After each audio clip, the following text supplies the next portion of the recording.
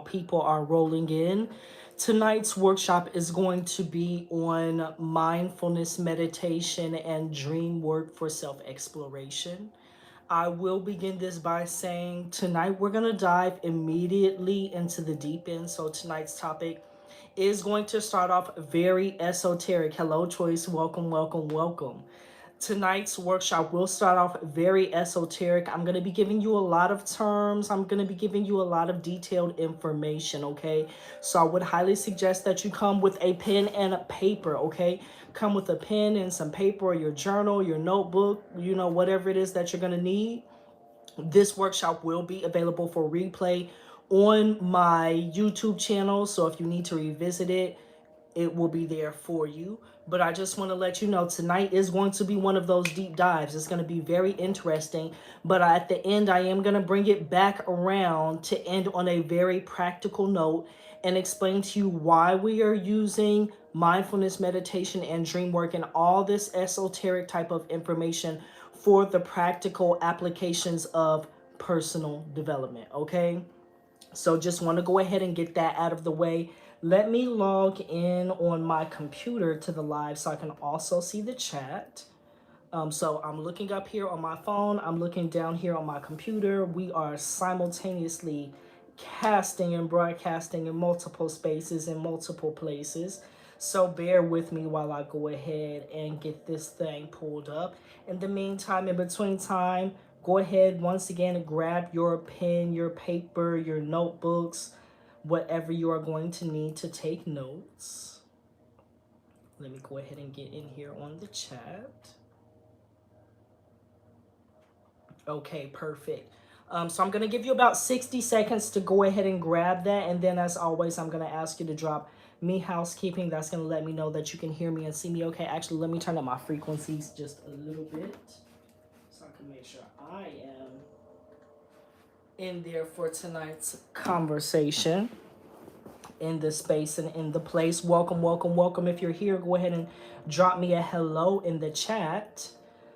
Let's see. Okay. So I'm ready.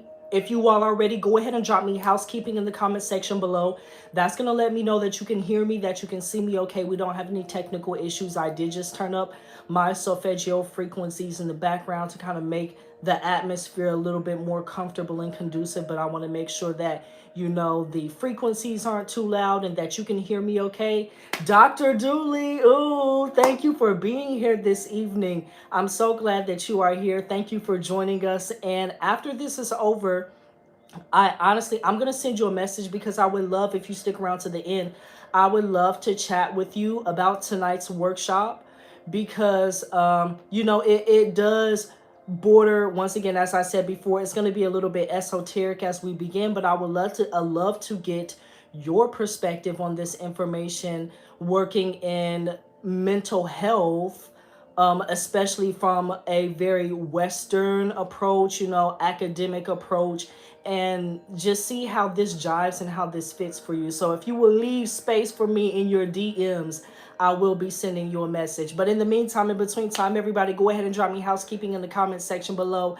Let me see that housekeeping roll up the screen. That's going to let me know that you can hear me okay, that you can see me okay, that we do not have any technical difficulties or any issues. So let me see that housekeeping. We will run through housekeeping. If you're watching this on the replay, go ahead and fast forward to about the 15-minute mark. If you want to skip through housekeeping, which I do advise that you listen to, because I always am going to give you the details on what's going on here on higher alignment and upcoming workshops and all of that good stuff. So that's what I'm going to be talking about.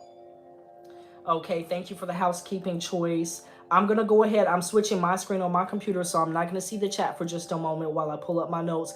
Housekeeping item number one, as always, is going to be interaction. As I'm going through the content and information this evening, please feel free to interact with me. If you have any questions, comments, experiences, go ahead and drop those in the comment section. If you are watching this on the replay, you can drop any questions that you have in the comment section as well, and I will make sure that I address whatever comes up.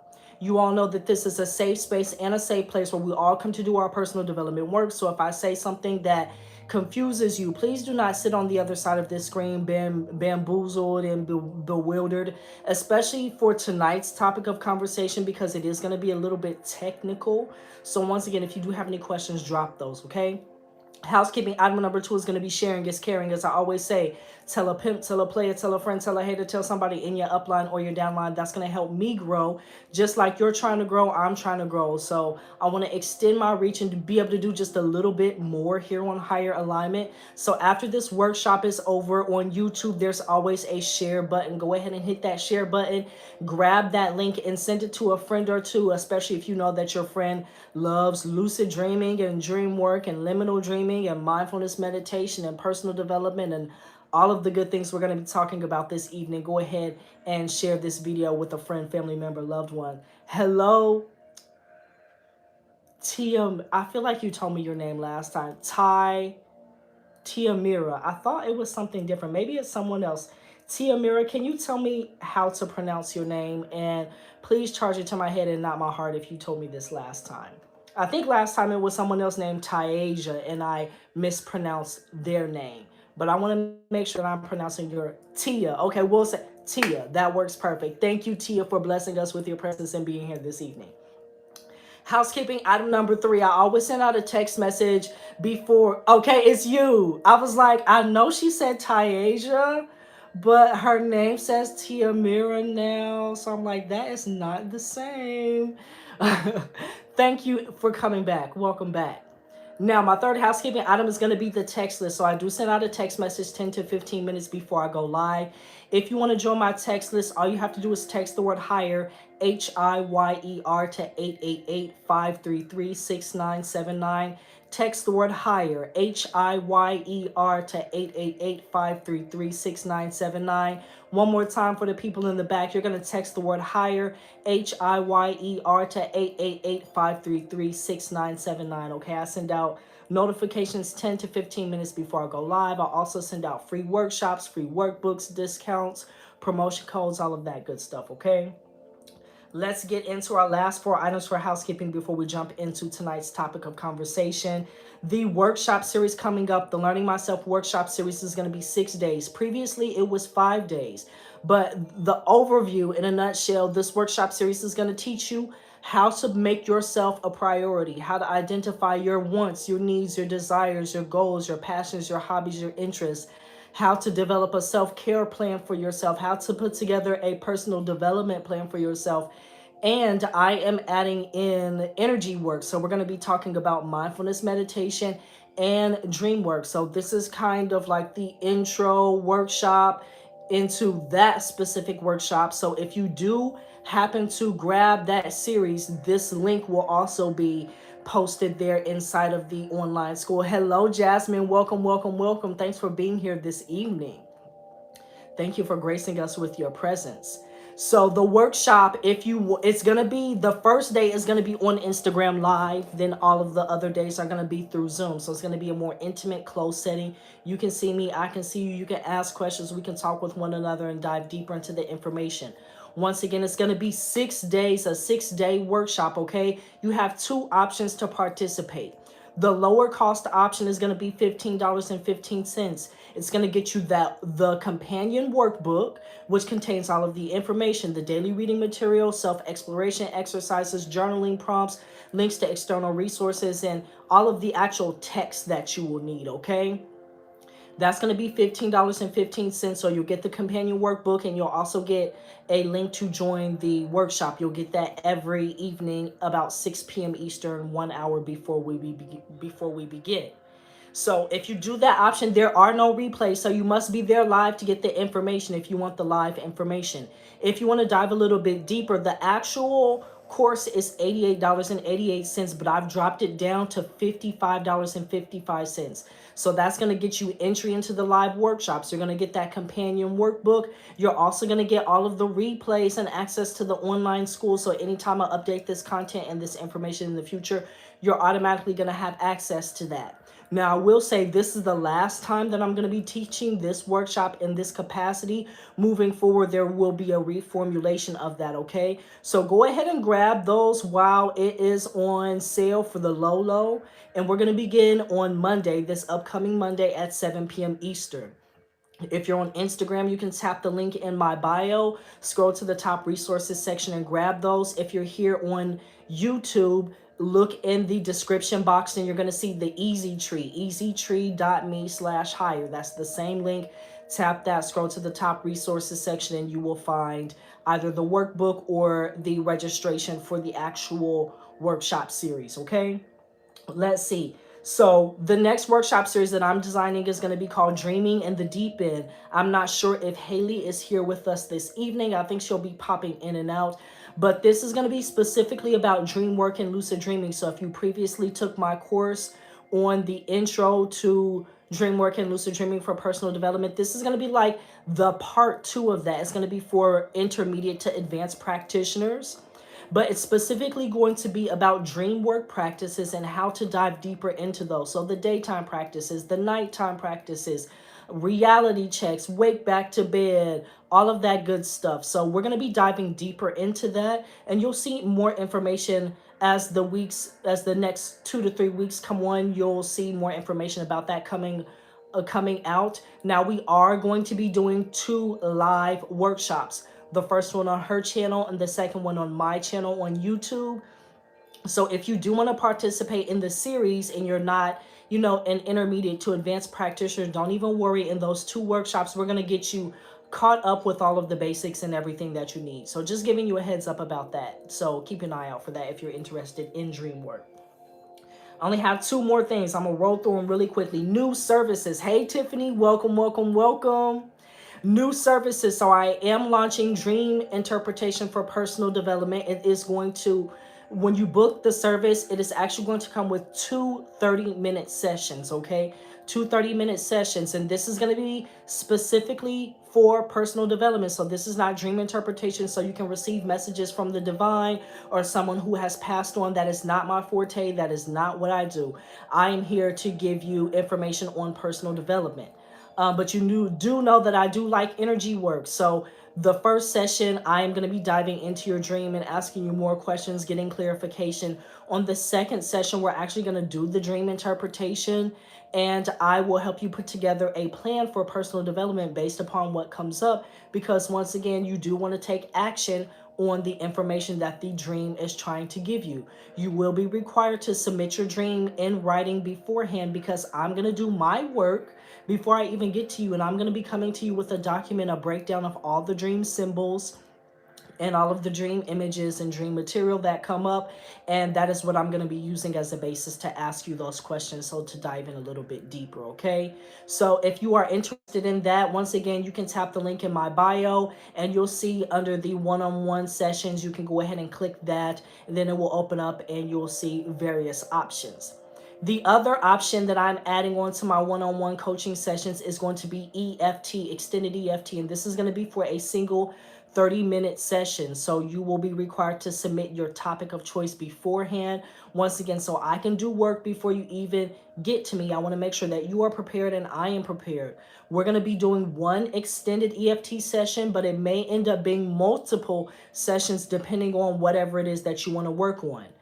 You will also receive an audio recording of the EFT session so that you can continue to practice and use the affirmations and use the tools and use the information that I'm going to be providing to you over, I would say, a 2-week period in order to really allow those shifts to sink in a bit deeper, okay?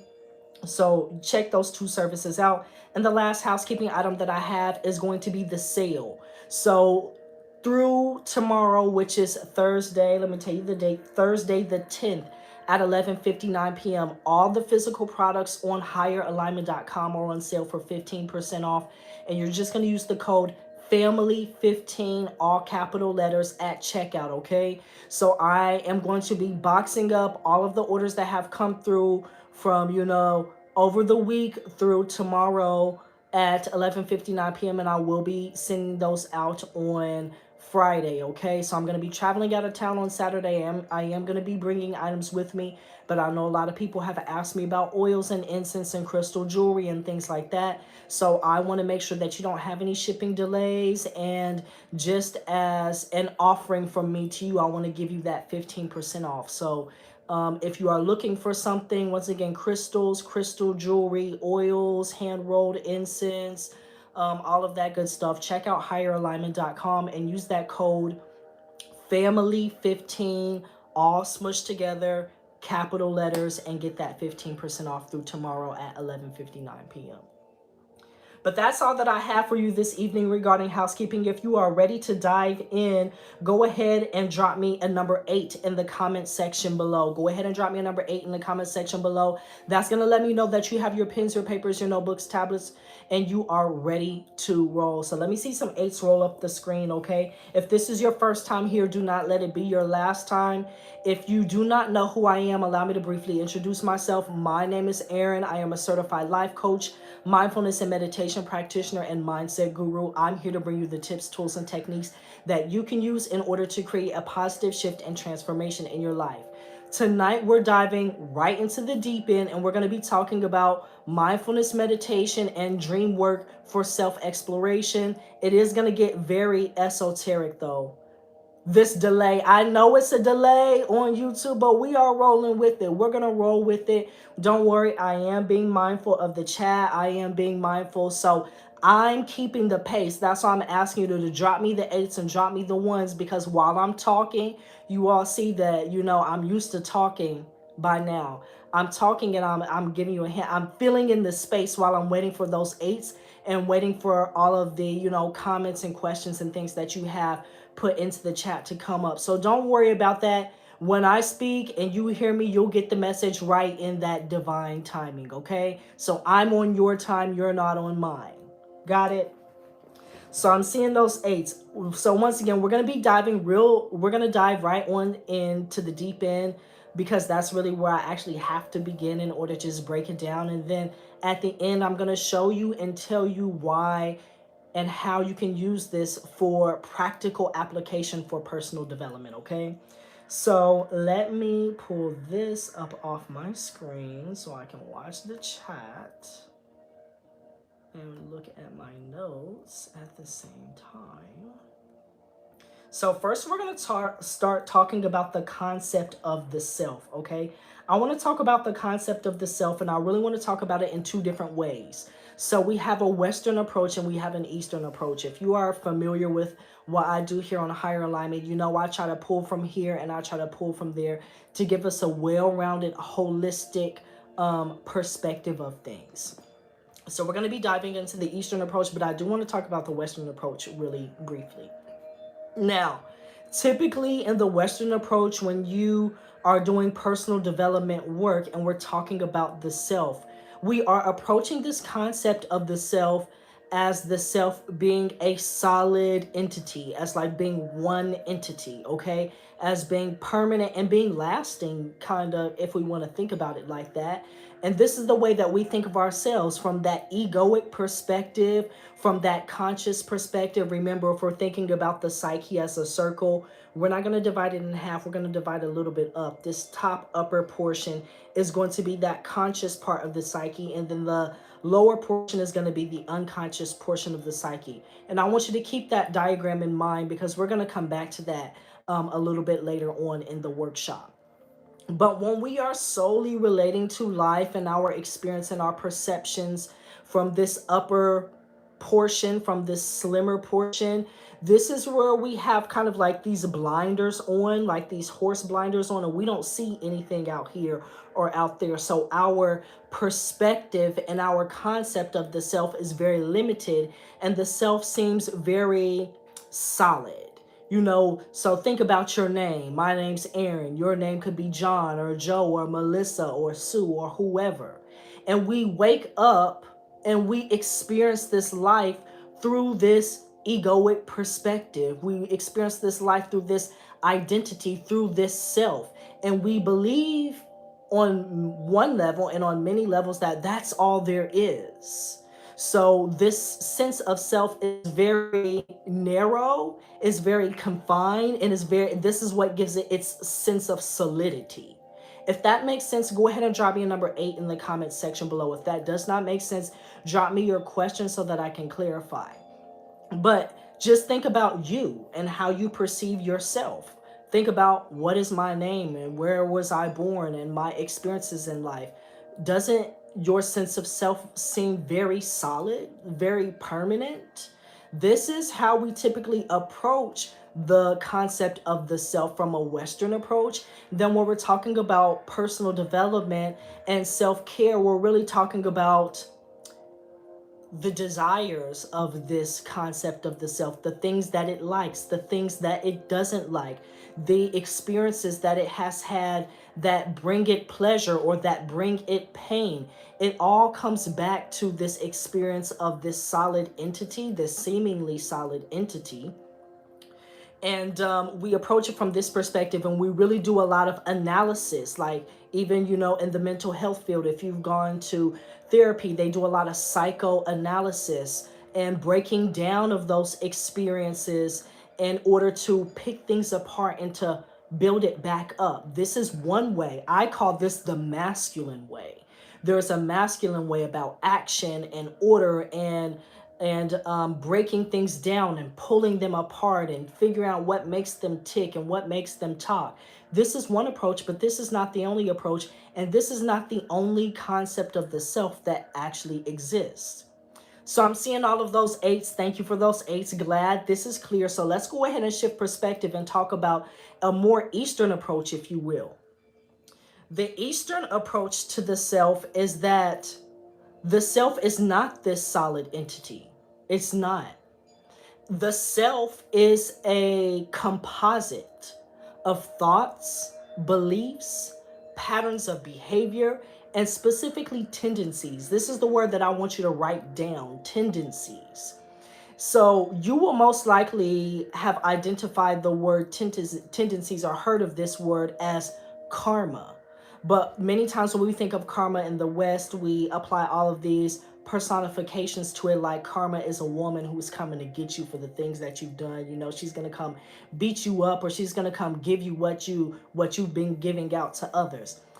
Karma is more like tendencies, like cause and effect. And even from a more esoteric perspective, if you want to take it there, I'll drop this in for you really quickly. When we even think about cause and effect, we think about before and after, like a cause leads to an effect.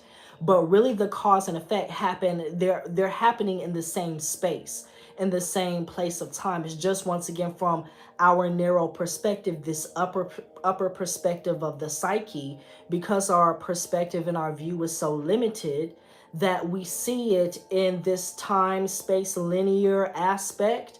And it has to have this before and after, but really that before and after doesn't really exist. But I digress. Let's go ahead and bring it back. I want you to think about the self, throughout the duration of this workshop, as a composite of those thoughts, beliefs, patterns of behaviors, and tendencies. Even we have a karma of the body. We have a tendency to believe that we are the body, or to identify with the body. But I want you to ask yourself, if you are your body, what part of the body are you? Are you in the head? Is it that you're in the mind, you're the mind, or you're the brain? Because the mind, we think about mind is not a part of the body. Mind, you can't go to the doctor, go to the surgeon, and have them open you up and pull out a mind. A mind is not a physical body part, okay? So are you the brain? Is that what you are? Are you like the brain material? Is that what you are? Like the gray matter? Are you the neurons and synapses? Maybe you're not. You see things, so maybe you're the eyeballs. Maybe you're the retina and the cornea, okay? But maybe you don't identify that strongly with your sense of seeing. Maybe you identify with your sense of hearing, so maybe you're the ears. But if I'm the ears, or if I'm the eyeballs, if I pluck out my eyeballs, am I no longer me? Or if I cut off my ears, am I no longer me? We can think about our skin cells. Those skin cells that slough off by the hundreds and by the thousands each day and they just grow back. Or maybe the blood cells that continuously die and come back. What about our hair? The hair that falls out and the hair that comes back, or your teeth. Your teeth, you have baby teeth, they come, and then you have adult teeth for a real long time. You think that that's it. You think that the adult teeth are the cat's meow. Then little do you know, later on in life, those adult teeth fall out too. So, if we think about the self, many of us think that we are the body. We have this concept like, "Ooh, I'm my body." But what if you are, if that is how you relate to the self, what part of the body are you? And if you start chopping off parts of the body, then are you no longer you? So if that makes sense, if you thought about that for a second and it's starting to trickle in and make sense, go ahead and drop me a number 8. If not, drop me a question or your experience or your feedback, and I will be more than happy to dive in deeper. But I just doing this to illustrate how seemingly solid the self seems to be.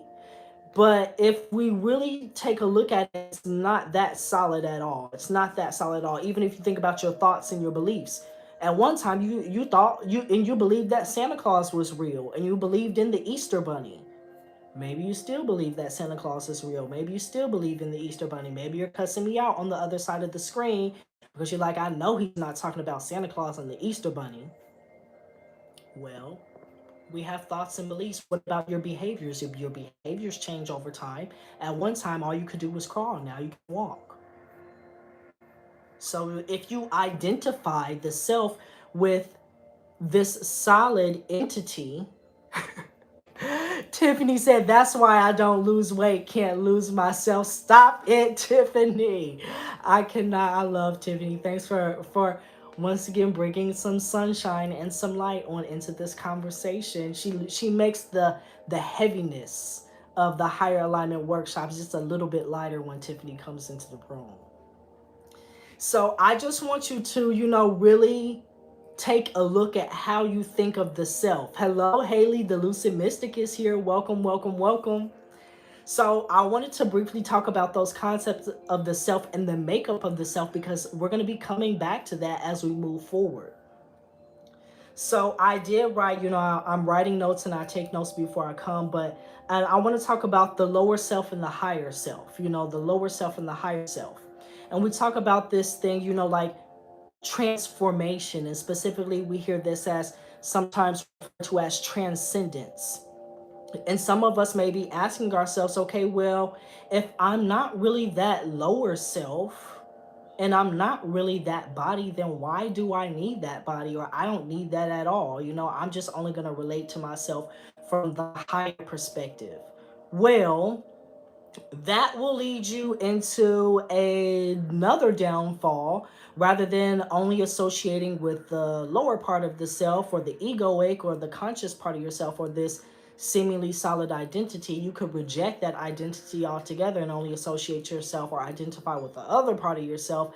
But that is called spiritual bypassing. So we don't actually want to do that, because that does not get us any closer to our goals. So I know it puts us in a very sticky situation. So how do we relate to this? What is the relationship here? I want you to think about transcendence, okay? Transcendence does not mean like, ooh, delete. It doesn't mean that we press the delete button, but think about it. At one time you were 6 or you were 7. And now you're in your 30s, or you're in your 40s, or in your 50s, or you're in your 60s. Now that does not mean that that part of you, that 6 or 7, does not exist, or did not exist, or did not appear, or did not manifest. And it does not mean that you don't have that part in you, because even when you meet other 6 or 7-year-olds and perhaps you're talking to them or you're engaging with them, you come back to this portion of your identity to relate to them, So even if we think about these ascended masters, or these people who, in the Eastern traditions or even in the Western traditions that we could say have achieved enlightenment, they have a completely different concept of the self and a relationship of this to the self than we do.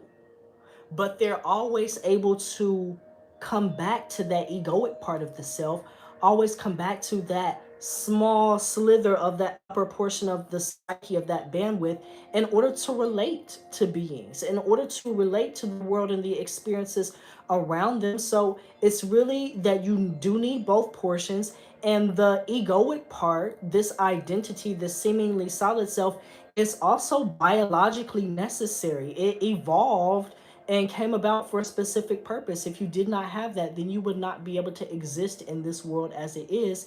And really, you need a fully formed identity and to be able to relate to that identity in order to be able to transcend it. So if you never crawl, you can't walk, and you can't run, and you definitely can't fly. Okay? So that's my little blurb on the concepts of the self. Before we go any further, let me ask you once again, drop me some 8s in the comment section if you are smelling what I'm stepping in, if you are picking up what I'm putting down. If not, if you have questions, go ahead and drop those in the comment section and I will be more than happy to answer those. So let me take a sip of my tea while I'm waiting for those 8s and those questions.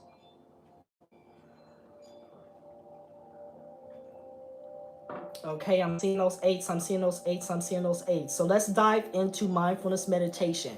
Now, I'm going to be zooming through this information, not even going to lie. I'm going to zoom through it because we have a lot of ground to cover, and we might go over about 10-15 minutes.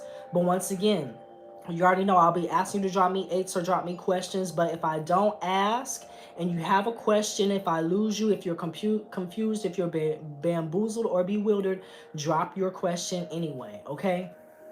So let's talk about mindfulness meditation and meditation in general. And there are different types of meditation. You all know that normally I am talking about Shamatha, also called Jine, or mindfulness meditation, or calm abiding meditation. And the way that this works is we settle the focus of awareness on an object of attention. So what does that mean? Let's break that down. What does that mean? Many of us are familiar with mindfulness of breathing. So what we're doing is we're directing the focus of attention to the breath. So that may be the sensations of the breath flowing through the body. That may be the sensations of the breath at the apertures of the nostrils. That may be, I'm trying to think of the other methods. So there's the Theravada method, the Sanghas method, the Burmese method. The Burmese method, that may be the sensations of the breath, but the abdomen rising and falling. So hello, welcome, welcome, welcome. Let me come back over here to my chat so I can see. Hello, is it Vladimir? Welcome, welcome, welcome. So, shamatha meditation, mindfulness meditation, this is a tool to develop the focus of attention. Eventually, we enter this place where we are indistractable. And we do this once again by settling the focus of awareness on that object, whatever that object is, okay? So that is shamatha. Let's talk about vipassana meditation. Vipassana meditation is called insight meditation. So a lot of people teach and learn vipassana meditation without having specifically learned shamatha meditation. But I will tell you, the stronger your shamatha is, the more deeply you will be able to be involved with vipassana meditation, okay? Now, Vipassana meditation is insight meditation, where you are basically investigating. You enter into this state of meditative equipoise, and you are going to be investigating, okay? You'll be investigating the body and investigating the mind, and what is that? You also have other types of more exploratory types of meditation. We'll just call them exploratory meditations.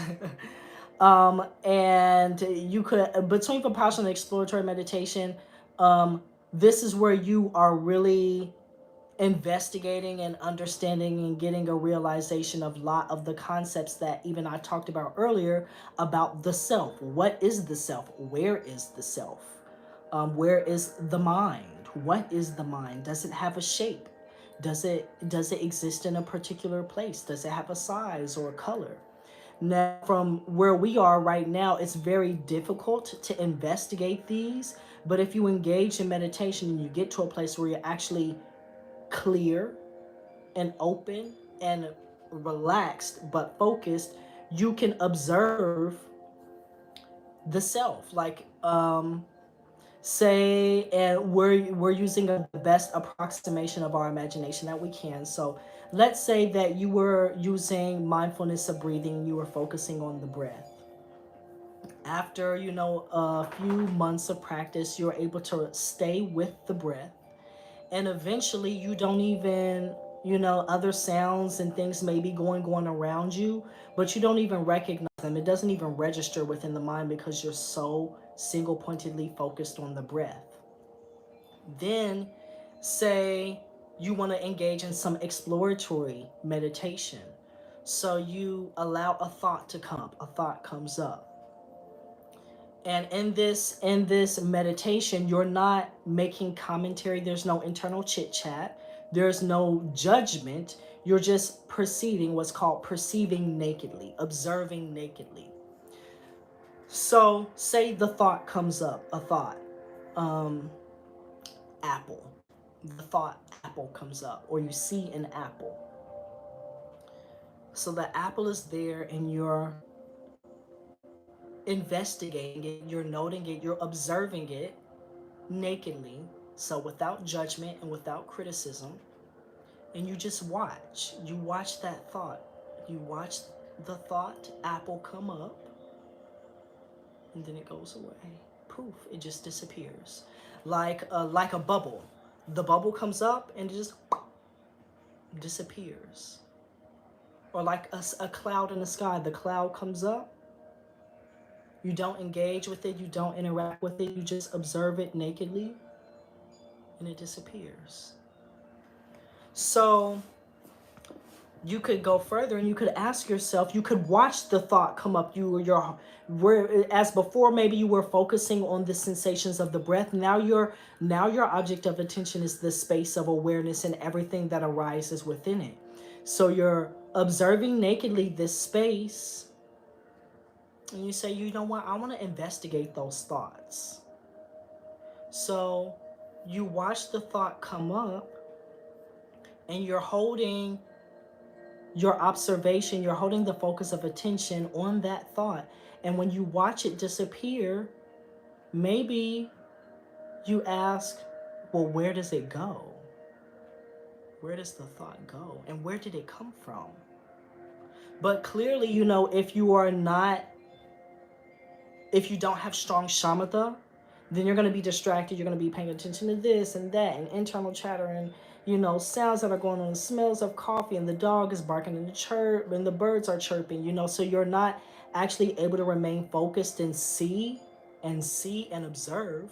But when you are observing, you notice that there's just a space, and these thoughts arise within that space and they disappear. They arise from the space and they collapse back into the space.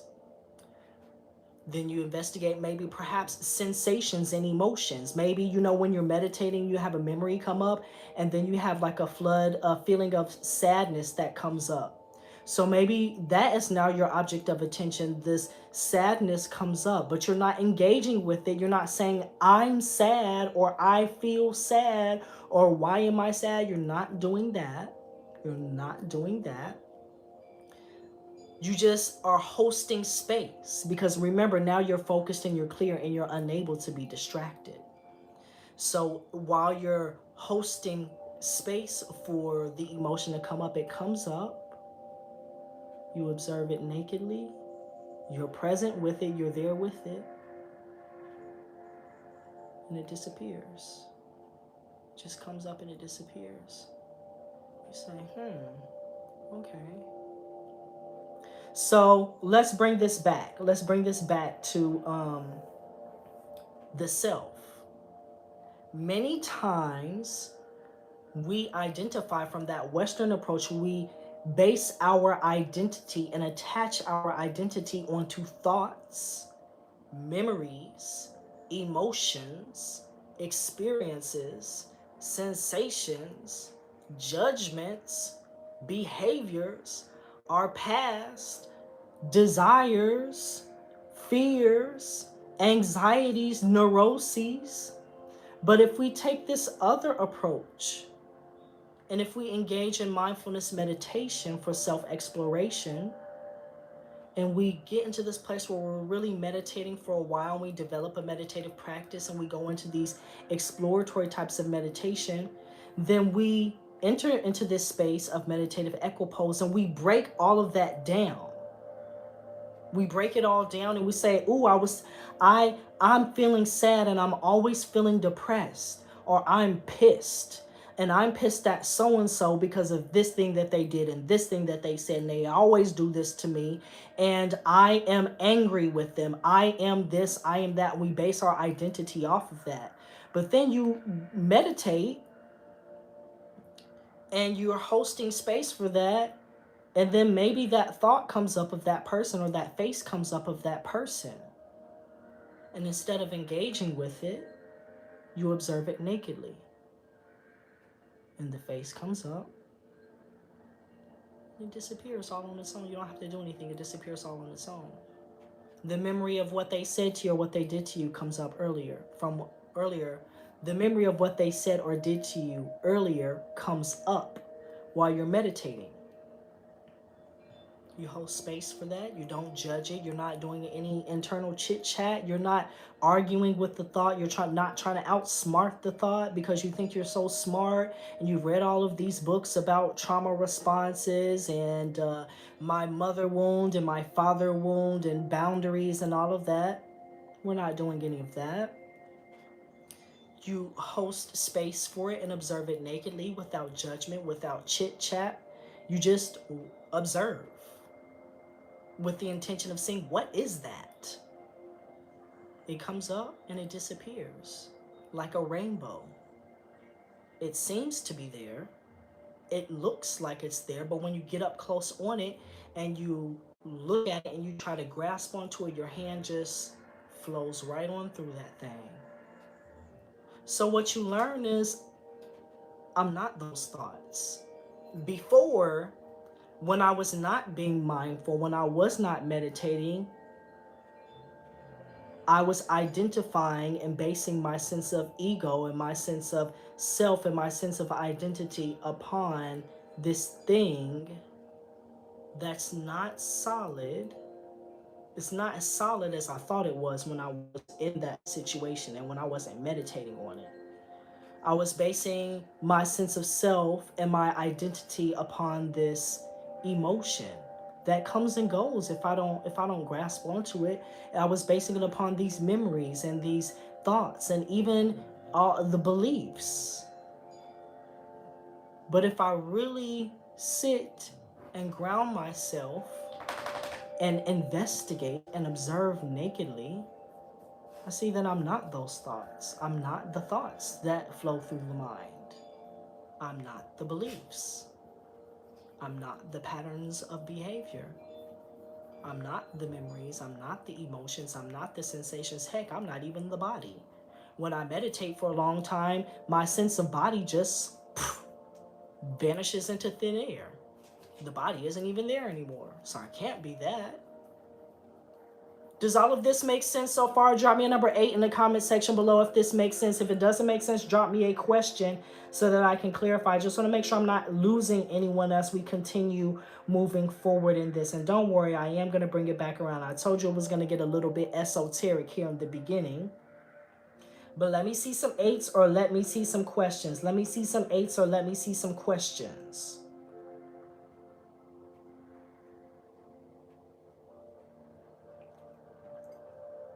Perfect. I'm seeing 8s.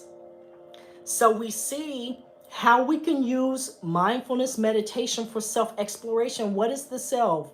What is the identity? Ooh, all of these experiences that I always base my identity off of, I can investigate those through mindfulness meditation if I am diligent in my meditative practice and I really develop my meditative practice and I really learn how to enter meditative equipoise to the point where I'm able to hold my focus of attention, rest in the space of awareness, host the space without judgment, without inner chit chat, and allow the memories, the emotions, the sensations, the thoughts, the beliefs, allow those things to come up and really observe them and investigate them from this other perspective of consciousness. I'm able to do a lot of self-investigative work and self-exploration work. let's go ahead and dive deeper and let's talk about dream work. How many of us are familiar with lucid dreaming? I know we have some lucid dreamers in the house. Go ahead and drop me the word lucid dreaming or lucid dream in the comment section if you have ever had a lucid dream, if you are engaging in lucid dreaming practices, if you are learning about lucid dreams, if you use dream work and lucid dreaming for your personal development and spiritual development. Go ahead and drop me that word lucid dream in the comment section. Let me judge the energy of the room. Let me see who's in here. And who we got in here. Drop me lucid dreaming, drop me dream, whatever you wanna write. I see it. Hey, lucid dream. Oh, we got some new people. And if it's new to you, go ahead and drop me that number 9. Let me see, because I want to see how I approach this. So drop me the word lucid if you've ever been lucid, or if you like lucid dreaming practices, or if that's what you do, if that's your zhuzh, if that's your thing. Go ahead and drop me the word lucid. If you have no idea what I'm even talking about, you're like, what is this man going on about? He done told me that I'm not even myself and that I'm not my body, and I done spent all these years thinking that I was my body and that I'm my mind, and he just pulled the rug out from up under me. Now he's talking about lucid dreaming. What the hell is that? If that's you, drop me that number 9. So drop me lucid or drop me a number 9. Greg is working hard at it, and congratulations, Greg, because I know that you were working on that dream recall, and I know that it's working well for you and you are on the way. So I'm seeing a lot of lucids and a lot of lucid dreams, but I do see some 9. So let me break it down for the people who are not familiar with this practice. Lucidity, first of all, is not limited to the dream state. It's not limited to the dream state at all. That's actually why you want to practice mindfulness meditation, because practicing mindfulness meditation is the practice of lucidity. It actually is the pure practice of lucidity. But many people want to experience lucidity in the dream state. So the way that I always explain it, because a lot of people get lucid dreams confused. Some people think that a lucid dream and a vivid dream are the same, and they are not the same. A vivid dream just means that it's very lifelike. It seems very real. Like maybe the colors are very strong, or maybe the emotions are very strong, or maybe the experience seems particularly strong. That is not a lucid dream. You can have lucid dreams that are not vivid. You can have non-lucid dreams that are vivid. So that's neither here nor there. Lucidity in the dream state is about your state of consciousness. If you have a waking state of consciousness while you're in the dream state. So this means you know that you are dreaming while you're dreaming. Not that it was a very vivid dream and you woke up from the dream, you're like, damn, that was very lifelike. No, that does not count. Sorry to burst your bubble if that's where you were. If you were not in the dream and said, this is a dream right now, while I'm in it, while I'm experiencing it right now, then you did not have a lucid dream. If you did do that, you did have a lucid dream. So I always give the example of a tiger. If a tiger walks into your kitchen right now in the waking state, you're probably going to piss your pants because you're so scared. It's walked into your kitchen, it has big teeth, it's foaming at the mouth, it's licking its lips, and it's looking right at you, and you know what that means, okay? You're making dinner, and you're in the kitchen, it's in the kitchen, so it's dinner in kitchen, and you and the tiger, so you put it together. You know what that means. So you're scared. So say, you're in your kitchen, you turn around. What if you tell yourself, I'm dreaming? So I'm not clear on that, Jasmine. You can, because once again, if you're saying that while you're in the dream, that is a lucid dream. So I narrowly define it, because people ask, like, what if this and what if that and what if this and what if that? And sometimes it's hard to suss it out. But it must happen while you're in the dream, and you must realize that you are dreaming. If you realize that you're dreaming while you're dreaming, you say this is a dream, then that is a lucid dream. If you had a dream and you wake up and you're in your bed and you're writing down your dream, or you're going on a walk, your morning walk, and you say, damn, that dream was very lifelike, I was dreaming. That's not a lucid dream. So I'm going to give you my example that I give Exactly, exactly. You got it, Tia. You got it. So the example I always give, you're in your kitchen. A tiger comes in, looking at you, licking its lips, and you're scared. You're non-lucid. You wake up, the tiger lunges at you. And right when it has its big teeth right around your head, poof, you wake up in your bed. You say, damn, that was a dream. You had a non-lucid dream. Say you're in your kitchen. Tiger walks into the kitchen. You turn around.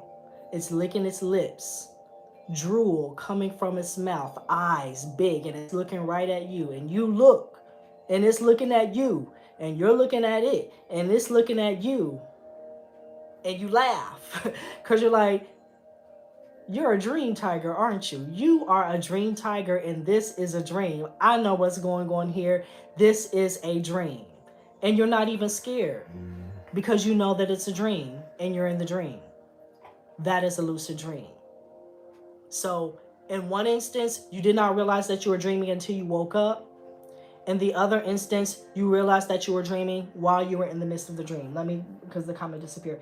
I once had a dream where I was trying to escape something and I did not have keys for the car, so I imagined to have keys and the car started. And see, that could be either way, a lucid dream or a non-lucid dream, because in any dream, the dream is emotionally and mentally responsive. So whether you're lucid or you're not lucid, if you're trying to get to the car and you didn't have keys and you're trying to get away and you imagine that you have keys or you want the keys and the keys appear in your hand, that does not define the lucidity or not. That's how the dream works. So it's only if you realize that you're dreaming while you're dreaming, only if you have this waking state of consciousness in the dream state where it normally is not for us on this side, that is when you have a lucid dream or you're experiencing lucidity. Exactly. Awareness. It's all about the awareness. That's why I say when you are practicing mindfulness meditation, this is training you to become lucid because you're literally directing the focus of the awareness and you settle it on your object. And when you get distracted and you become non-lucid, then you realize, oh, I'm becoming distracted and I can bring my awareness back to where I'm directing it. And eventually you just rest in the state of awareness. The lucid mystic is here. A lucid dream is the realization that you're dreaming as the dream is happening. Perfect. Thank you, Haley. As the dream is happening. That's the key point. So let's go ahead and move forward because I have some things to dive into. So now I want to talk about dream work because lucidity, once again, is not necessary for self-exploration in the dream state. However, it is necessary for deeper in types of investigation. If you're doing self-exploration through non-lucid dreams, you can't actually do that until you wake up. You can have the dream and have the experience, and then you wake up and you investigate it. But let's talk about different levels of dreaming and dream work and talk about how it relates to self-exploration. So even before you get into the dream state, you're falling asleep. This is what we call liminal dreaming. This is the hypnagogic state, the in-between state, the state in between waking and sleeping. And then you have on the other end when you're waking up, the state between waking and sleeping. That's the hypnopompic state. So once again, let's go back to the concept of the self that we take from the Western approach, that the self is this solid, permanent, lasting, singular entity. Well, as you fall asleep, that sense of self begins to dissolve. And not only does that sense of self begin to dissolve, but the environment in which that self exists begins to dissolve. In all honesty, that perception of that self and the perception of that environment are no different. They're the same thing. It's just a perception. Okay? It's just a perception. Either way, coming back to our point, as you're starting to fall asleep, the identity slowly begins to break down. First, you may lose contact with the physical body itself, or you begin losing contact. You're relaxed. You're in your bed and you're relaxed and you're not focusing on your fingers and your toes and your nose. Yeah, those kind of just dissolve. They just dissolve and collapse. And you start to focus on the internal space of the mind. So you're not focusing on the room or your car or your dog who's sleeping at the end of the bed or the kitchen or the food that you ate earlier or the TV that you're watching or your phone. All of those phenomena begin to dissolve. They're collapsing. Then, as you fall deeper and deeper asleep, eventually all of that disappears. So, everything that you perceived that you were, and all of your experiences, all of your memories, all of those emotions, all of that, they collapse into this space called the alaya. The alaya. And this is known as storehouse consciousness. So remember, I told you we were going to come back to that diagram, that circle divided, the upper half and that lower portion, the unconscious mind. And in the Western approach, we say that our tendencies, our habits are stored in the unconscious. Well, there's a level deeper than that. The unconscious and the conscious mind from an Eastern approach are all manifest from this alaya, this state, this storehouse consciousness, this also called the primordial consciousness. They manifest all the things that you see, hear, taste, touch, smell, perceive, think about, make judgments about. All of those phenomena, as I'm calling them, rise from this primordial space of consciousness, and they also collapse back down into it. And we notice this when we're falling asleep. All of the perceptions of the body, because the perceptions of the body are really somatic sensations, the pressure, the heat, the tingling, the just sensations, it's just sensations. All of these sensations collapse back into this space. All of the things that you see, you don't see anything as you're falling asleep. And as you fall asleep and you enter sleep, you definitely don't see anything. Those visions collapse. And the things that you hear, they collapse back in. The things that you smell, they collapse. They're no longer there. They're no longer there. Then, from that same space, from the alaya, the dream phenomena appear. When you're in a dream, you get a dream body, don't you? The dream body feels just as solid as the waking body.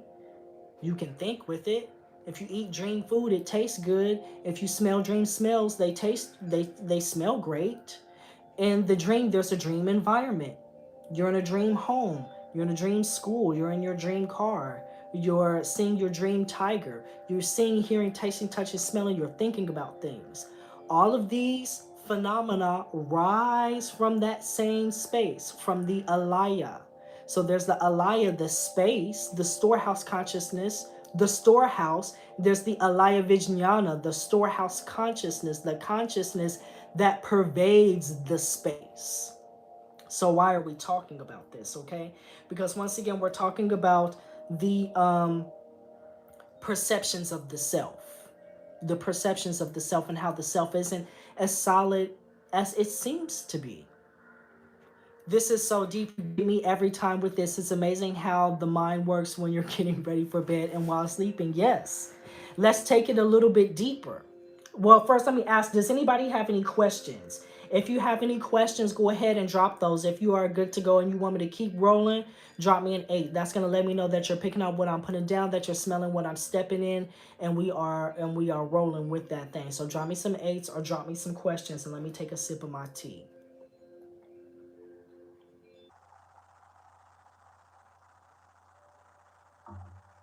Just waiting for some 8s or some questions. Let me see some 8s or let me see some questions. Let me see some 8s or let me see some questions. Okay, I'm seeing the 8s. I'm seeing the 8s, so we're going to keep on rolling. So let's talk about other types of dreams. So we talked about the liminal dream as we're falling asleep, the dissolution of the body, the dissolution of the environment, and even while we're here, there's other things that are happening. The liminal state, it is It has properties of both the waking and the sleeping state and the dreaming state. So it's very, once again, emotionally and mentally responsive. This is why kids, as they're falling asleep, they see a pile of clothes over in the corner and they think that it's a monster, or they think they hear tapping underneath the bed because their imagination is there. Or sometimes we wake up in the middle of the night and we experience that sleep atonia or that sleep paralysis. And some people say there's a witch sitting on their chest or something like that. It can be whatever you want. It could be a gerbil sitting on your chest and not letting you move, but that's because that's what you're thinking to yourself, and that's what you're imagining. It could be an ant. It could be the strongest ant in the world that's crawling on your chest and preventing you from moving. And if that's what you believe and that's what you think and that's what you're imagining, then that's what it's going to be. Because in that liminal state, you are experiencing both the imaginative, emotional, thought responsiveness of the dream state while also perceiving the seemingly solid phenomena of the waking state. So let's talk about non-lucid dreaming. In the dream state, the unconscious mind is roaming and is doing its thing, and we really see our tendencies and our habitual actions, our habitual thoughts and patterns of behavior at work, because in a non-lucid dream you're not conscious. You're in lulu la la land, and you're just really, it's your karma or your tendencies that are dictating what's going on. And even the environment is made up of your karma and your tendencies and the way that you respond to it. So this is why, if you saw a few of my posts on Instagram about how to use dreams and how to use dream work for personal development, you can really see your desires, your fears, your anxieties, your preoccupations, your neuroses. These all show up in the dream state, especially when you're, well, not even especially, but when you're non-lucid, they show up in the dream state, because that's what the dream is really made up of, those phenomena, those karmic tendencies. So you can use non-lucid dreams, still write down your non-lucid dreams, and then look for reoccurring patterns. Do you find that you're always having dreams about being scared or being fearful? Do you always have dreams where someone's chasing you? Do you have repetitive dreams that you are in a school, or that you're in your childhood home, or that you're going through some experience, or that you're angry with someone, or that you're fighting someone or beating them up or something like that? Non-lucid dreams allow you to explore the self and really see what's going on in the internal space of the mind, especially the things that you're not wanting to see, or the things that you are suppressing and repressing within the waking state. So that's one way that you can use non-lucid dreams for self-exploration. And lucid dreaming offers you an opportunity to actually practice what we could call vipassana meditation, insight meditation, and investigative meditation while dreaming. That's what lucid dream, that's what dream yoga actually is. The same practice that you're doing in the waking state when you're practicing mindfulness meditation, when you're engaging in lucid dreaming, that's what you're doing, because you're able to see through the appearances. You're able to see through the appearances. You know that it's not real. You know that it's just a dream. You know that this is an illusion. And because you are conscious, you are having that waking consciousness within the dream state, then you are able to see it while it's happening, not afterwards. And you also have the opportunity, as the lucid mystic, I love her term that she uses, the golden opportunity. She uses this as she talks about REM stage of sleep to induce lucidity. But in the lucid dream state, we can even say that this is the golden opportunity for you, for the conscious mind, to interact directly with the unconscious mind in order to do further self-exploration and investigation. In the lucid dream state, you can ask to see things, you can ask for things to be revealed, you can search out teachings, you can reprogram the mind, you can do so much within the lucid dream state if you are able to get lucid and maintain your lucidity. But let's talk about a little bit deeper the dreamless sleep state. Lucidity in the dreamless sleep state. So you can also be lucid while there's no dream. You can be lucid in that stage 4, in the level 4 stage of sleep, rather than being in that REM stage of sleep and being lucid.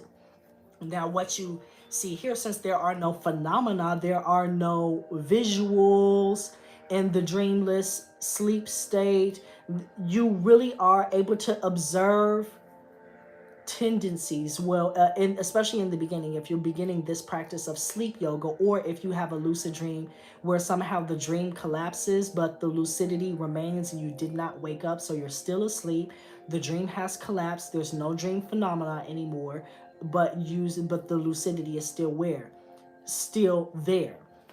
We are able to observe tendencies. So sometimes it may feel like you have a body in the dreamless sleep state, even though there's nobody there.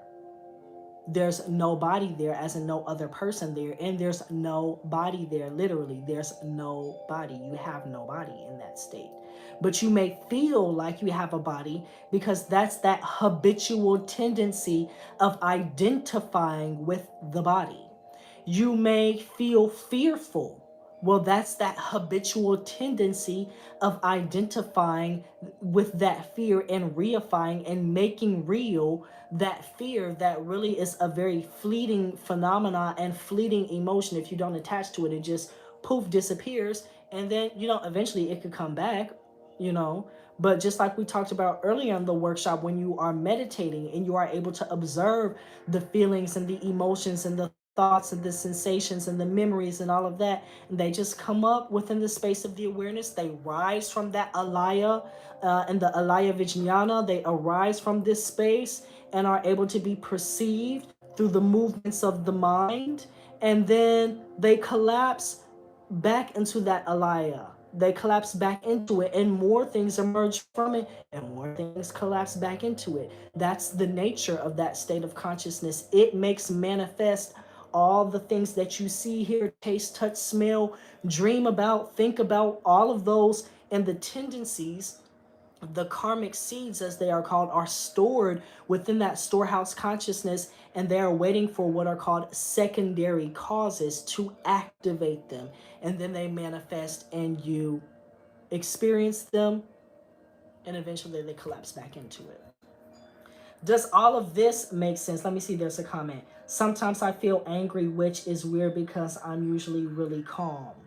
Yes, so if that's happening in the dream state, that could be, many things. It could be in the waking state, there's something that you feel angry about, but you don't allow yourself to admit that you are angry, or you don't acknowledge that anger. You're not mindful of your feelings and your emotions and those experiences of anger, and you suppress them. So they come up in the dream state where you are not lucid and your like inhibitions are lowered, and they express themselves in the dream state because you won't allow them to be expressed and acknowledged in the waking state. So that's a great example of how we can use dream work for self-exploration. You can see that tendencies and experiences come up repetitively in the dream state because there are messages that are saying, hey, something's going on, but you don't want to see it and you don't want to hear it. In the waking state, you may get a whisper or a little nudge or just a soft little tap. You know, so those experiences are seeking reintegration into the conscious mind. But you say, you know what? I don't want to see it. I don't want to ignore it. I'm not angry. I'm calm. I'm cool.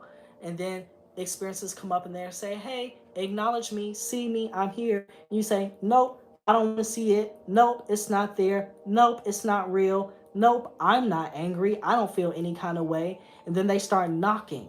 They start knocking. Now it's no longer just a light little tap, it's a knock. They're screaming and yelling. You're like, nope, I don't want to hear it. I don't want to see it. I don't want to hear it. I don't want to see it. I don't want to hear it. I don't want to see it. So it's like, okay, that's fine. I'm just going to wait till you go to sleep. Then I'm going to pop up where you can't ignore me. So that's how, once again, the dream allows you to see the neuroses and the fears and the anxieties and the inner workings of the mind, and allow us to go through this process of self-exploration. If all of this makes sense so far, I only have one more point for us and then I'm going to let you go. But I just want to make sure that we're clear so far. So drop me a number 8 one more time if you are clear, if you're picking up what I'm putting down, if you are smelling what I'm stepping in, if all of this makes sense. If it does not make sense, go ahead and drop me your comment, your question, or your experience in the comment section, and I will expand upon that. Greg said a big A. Okay, I'm glad that it is making sense for you. Yes. Perfect. So we talked a lot about the esoterics, and I know a lot of people love that. They love this. But let's talk about the practical applications of meditation and dream work for self-exploration as it relates to personal development. So if you are a part of the higher alignment community and you are not new to this, you are true to this, then you already know I give you tips, tools, and techniques that you can use to create powerful shifts and transformations in your life. And typically when people are engaged in their personal development journey, what does this mean? This means that they want to change their lifestyle. They want to get, they want to change their career. They want to move across the country. They want to start a business. They want to attract more money. They want to get more love. They want to dive deeper into their spiritual practices. They want to find a new home. They want to do this or they want to do that. This is your lifestyle. Many of us are looking for lifestyle changes. So what makes up our lifestyle? Our habits, our patterns of behavior. Starting at the root of it, it all starts as our thoughts. Thoughts that we continue to think turn into beliefs. Beliefs that we have, we typically respond and react to them. Those are our behaviors. Behaviors that we continue to engage in are habits, and our habits make up our lifestyle. So at the heart of it, we're trying to change those thoughts, those beliefs, those patterns of behavior, and those habits so that we can change our lifestyle. And when we engage in meditation and dream work, we really dissolve this solid boundary of basing our identity on those thoughts, beliefs, and patterns of behavior. When we realize, and not and the word that I'm using here is realize, not just having an experience, because many times we have different levels of understanding. First, we just have, you hear about something or you read about something and you know of it. Then you may study it a little more and you have an intellectual understanding of it. And then we have experience, what we're experiencing. And a lot of people think that once I've had that experience, then that's it. That's what I'm looking for. But experience by definition has a beginning and an end. So what we're really looking for is realization and integration. When you realize that the essence of that which you are, the true you, is not this body, it's not even those thoughts, it's not those beliefs, it's not those experiences, it's not those patterns of behavior, it's not the past. And how do you realize that? Because you've practiced meditation. And when you practice meditation, immediately from day one, you don't even have to get deep into that thing. Day one, you sit down, you focus on your breath. Then all of a sudden, you start noticing all these thoughts, your to-do list, and what you ate earlier, and what this person said to you, and what this person did to you. And, all of these thoughts start to come into the mind, and they kind of overtake the space of the mind. Well, you couldn't be those thoughts, because if you were actually those thoughts, then you could control them. The thoughts come up and the thoughts disappear. In the beginning, there's just a barrage of thoughts. They just come up more and more and more. But even from that experience, you should be able to see that you're not those thoughts. You're not those memories. They just rise within the space of the awareness and collapse back into it. They rise from the alaya and the alaya vijnana, and they collapse back into it. The tendency to believe that you are the body, or to associate your identity with the body. Once again, okay, well, what part of the body are you? Are you the brain? So if you have a brain transplant, are you no longer you? Are you the eyeballs? If one of your eyeballs falls out, or you lose an eye, are you no longer you? Are you the ears? Are you your fingernails? Are you your skin cells? Or your hair cells? Or your blood cells? A lot of people identify very, very strongly with the body and think that their identity is the body. Or a lot of people identify with their previous experiences. They say, oh, I've been broke my whole life. I'm always going to be broke. I've been unlovable my whole life. No one ever is going to love me. Those are beliefs. So once again, even through meditation, you realize that you're not those thoughts, beliefs. You're not the patterns of behavior. You're not the memories. You're not the emotions. You're not the sensations. You're none of that. In dream work, you see that as well. Even from the moment you start falling asleep, pay attention to that tonight. Pay attention that when you fall asleep tonight, you lose the body, poof, is going to disappear. Your entire body is going to collapse into the space of the alaya. And then when you dream, you're going to have an entirely new dream body that will re-emerge from that alaya. So you cannot be that body. And when you're in the dream state, you're seeing the inner workings of the mind that are also not you. So practical applications, how does this relate to personal development? Well, if you honestly believe that you are those thoughts, those beliefs, those memories, those emotions, those sensations, and those patterns of behavior, you're gonna have a hell of a hard time trying to change any of those. Many of us are so attached to our struggle. We attach our identity to our struggle, and that's what makes it very difficult for us to make changes in our life. Even like the example I gave earlier, we say, I've always been broke, I'm always gonna be broke. I am this way, I've always been that way, I'm always gonna be that way. I've always been skinny, or I've always been fat, or I've always had high blood pressure or high cholesterol, so it really doesn't matter. I'm always gonna be that way. When you think that way, of course you're not gonna want to make changes to your diet. Of course you're not going to want to exercise. When you say, I've been broke and I'm always gonna be broke, okay, well then those beliefs are gonna influence your patterns of behavior, and you're never going to clear your credit up. You're never going to start saving. You're not going to start that business. You're not going to do it because you're so focused on, I am this, and you don't want to let that go because you feel like if you let that go, then you're losing your identity. When the truth is, you're not any of that stuff anyway. So once you realize that you're not any of it, you can change it in the snap of a finger. Just like that, poof, it's gone, and you can be whoever you want to be. You can change your life in a variety of ways. You can change your thoughts, you can change your beliefs, you can change your patterns of behavior, you can shift your focus of attention, you can develop new habits that are going to support you in the vision of life that you want to have, and that support the ultimate well-being that you want to have in life. So this is the practical application of mindfulness meditation and dream work. We made it to the end. Once again, if you are smelling what I'm stepping in, if you are picking up what I'm putting down, if you stay with me throughout this entire esoteric rant and now we've gotten to the end and you see the light, drop me those 8s in the comment section. If you have a question, go ahead and drop me those questions in the comment section and I will answer anything that comes up. Jasmine said, real talk. Bonnie said, feel like I understand it, but don't dream or feel it. Yes, Bonnie, and we talked about that. In order to do dream work, we need dream recall. So a lot of people don't have that. I have a YouTube video, and I think it's the last one that came out, and it was on my powerful method of keeping a dream journal. Check out that YouTube video, okay? Check out that YouTube video if you are working on dream work and you don't remember your dreams quite very well. Check that YouTube video out, and I will put the link of that in the description of this video, okay?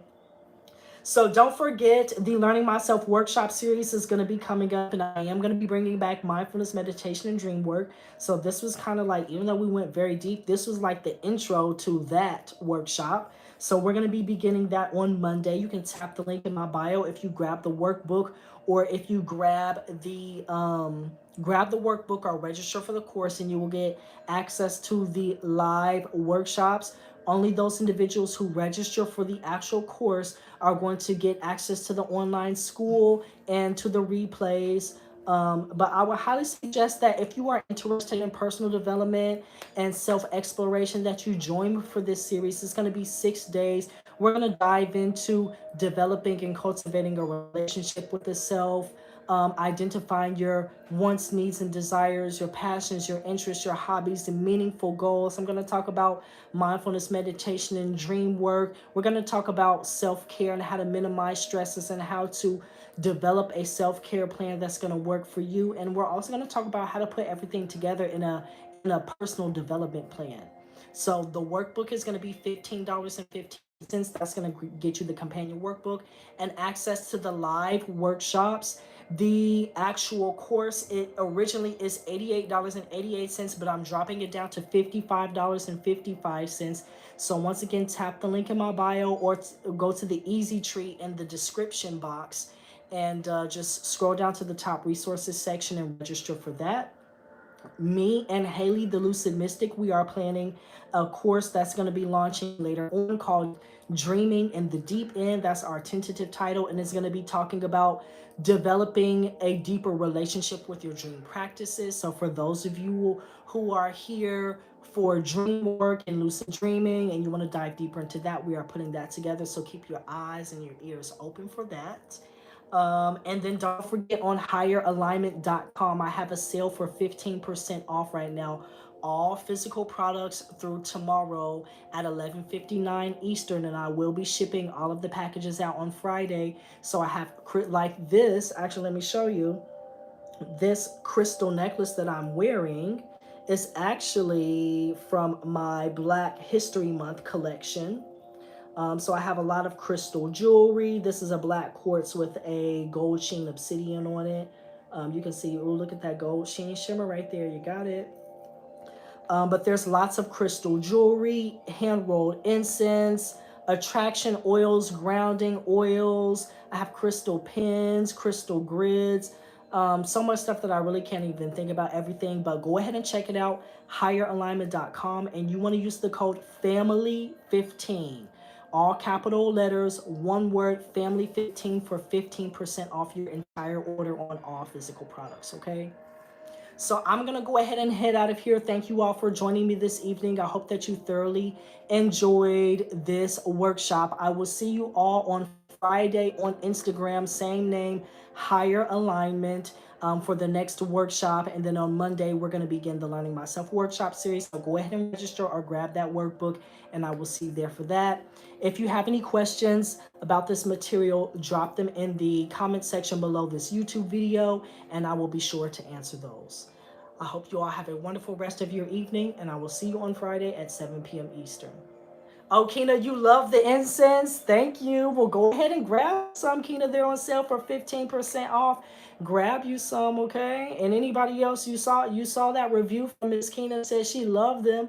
Go ahead and check out higheralignment.com and grab you something to support a small business, okay? I appreciate it. And once again, if you have any questions, drop those in the comment section and I will be sure to answer them. You all have a wonderful rest of your evening.